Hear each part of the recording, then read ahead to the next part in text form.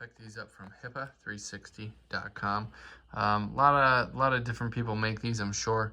I got these, great price for what it is, and there's just about everything that you would need tool-wise in this kit to adjust a carburetor, including the spark tester and a multitude of different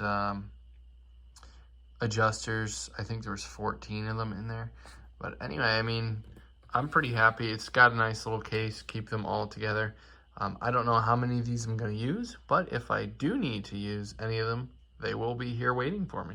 It's got a convenient little case, keep everything together, throw it under the bench in the garage, and on that rare occasion, I need something very specific like this, which is a splined.